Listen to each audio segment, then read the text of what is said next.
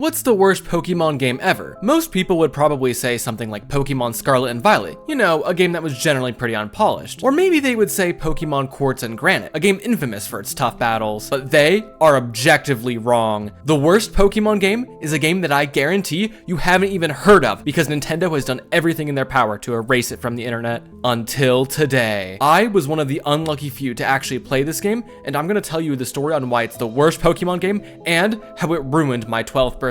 Okay, so let's set the scene. It's June 2017, and a new spin-off Pokemon game has just come out called Pokemon and the Lost Knight. And dude, I wanted this game so bad for my birthday. Essentially, the gist of this game is that in the Pokemon universe, the night has been lost. Literally, it's perpetually daytime. The reason this is happening is because Mewtwo, the most powerful Pokemon in this game, did some shit to make it always day, and now he's being paid off by Big Sunscreen or something to keep it forever daytime. I don't know, bro. Your mission is to prepare your Pokemon army, and then battle your way through Mewtwo's army until you get to Mewtwo himself. Then, you have to beat up Mewtwo within an inch of his life and convince him to let there be night again. Sounds awesome, right? Now, if you haven't heard of this game, I'll forgive you. Only really dedicated Pokemon experts like me would know about this game. There were only like 100,000 total copies made, and I think Nintendo had an exclusive deal with Walmart, so you could only find this game at select Walmarts. It was just weird, but this game was, from what I've heard, an actually really fun game. But notice how I said, from what I've heard, because I actually never ended up getting this game. You see, when this game came out, all of the Pokemon hoarders wanted this game too, and so it was bought out before my parents had a chance to buy it for me. Luckily for me though, this game had a second version. I'm sure you're familiar on how most mainline Pokemon games will have two different versions, like Pokemon Black and White or Pokemon Cyan and Magenta. They're mostly the same game on the inside, but there are some differences between the two that are exclusive to each. It's like being in an exclusive club if you bought one over the other. Well, you're probably wondering, what's the other version of Pokemon and the Lost Knight? Well, it's of course Pokemon and the Found Day.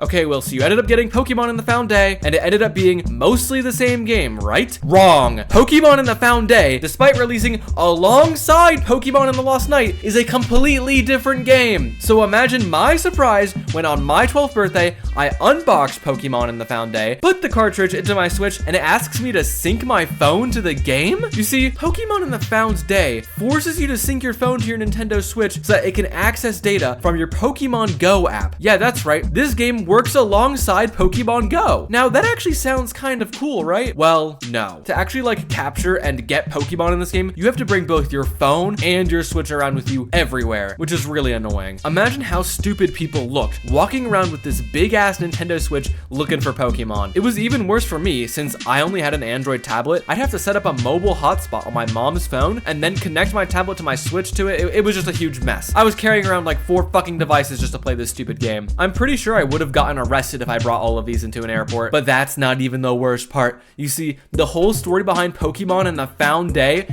is incredibly stupid. You'd think it'd be about trying to bring daytime back to the Pokemon world, kind of like how its sister game brought nighttime back to the world, but no. Your mission in this game is to find Mark Day. You are literally finding Day. Apparently in this game, Mark Day is the father of Pokemon or something. Like he invented them or some shit. What's funny is the game didn't even give a deeper backstory than that. Like, that's it. How did Mark Day get lost? We don't fucking know. For all we know, he went on a walk and he isn't even lost. Nintendo, this story just sucks. I'm pretty sure none of this is canon, by the way. They also didn't even bother to make a proper 3D model for the guy. They literally just took a stock photo of some bald guy. So on my 12th birthday, instead of having epic battles against Mewtwo, I was looking for some middle-aged bald guy who got lost for no reason in particular. But it gets even worse. When I said you have to find Mark Day, I meant you have to find him in real life. Yeah, like that's why the Switch has to connect to the fucking Pokemon Go app. And it's not like Mark Day is gonna be anywhere close to you at all. He actually spawns between 8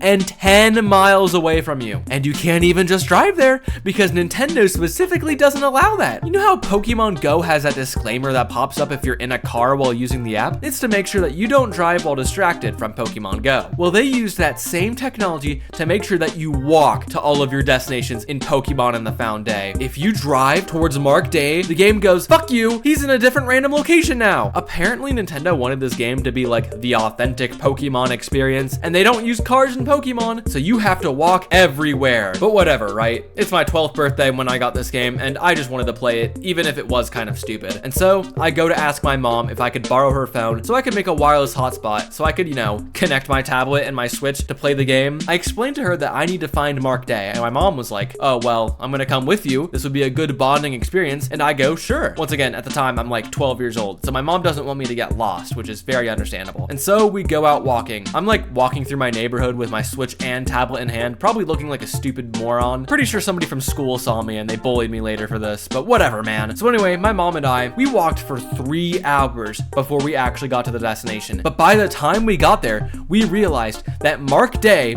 was at a fucking preschool. Maybe we shouldn't have found Mark Day after all, because what is he doing at a preschool after hours, man? But my mom says maybe somebody inside would understand and they'll let us in. And even as a 12-year-old, I was like really doubting that. But like, again, I'm 12, so I listened to my mom. And so we went inside the preschool. It was just already unlocked. And when we went in, all of the lights were off and no one was there. And my mom was just like, well, you should go find Mark Day in game now, and then we can call dad and go home. And I was like, yeah, sure. That sounds reasonable, because again, I'm 12. And so I go further into the preschool, and eventually I find Mark Day in the game. But what I didn't realize at the time was that I was supposed to be leveling up my Pokemon the whole time, because apparently there's a Pokemon battle that you have to have between you and Mark Day. Apparently Mark Day's Pokemon went rogue or some shit and trapped him, which is why he was like lost. I don't know why that happens, because Mark Day's supposed to be the father of the Pokemon, but because he's the father of Pokemon, he also has like some of the most maxed out Pokemon ever. And so I end up losing the fight. And when you lose the fight, Mark Day just disappears and teleports somewhere else within 8 to 10 miles of your home. So basically,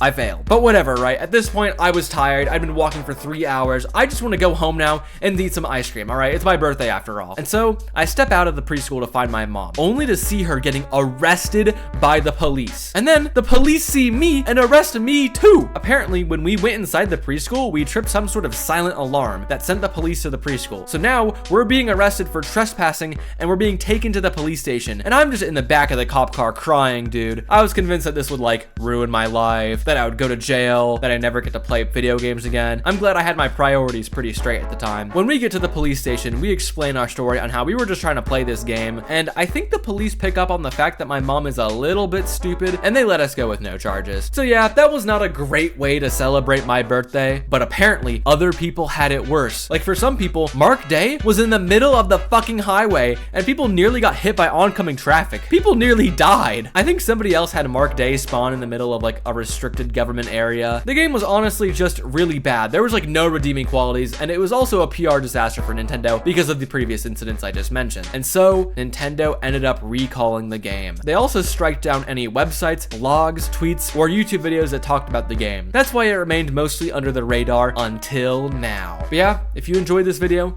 don't forget to subscribe and maybe check out my live stream channel. But that's it.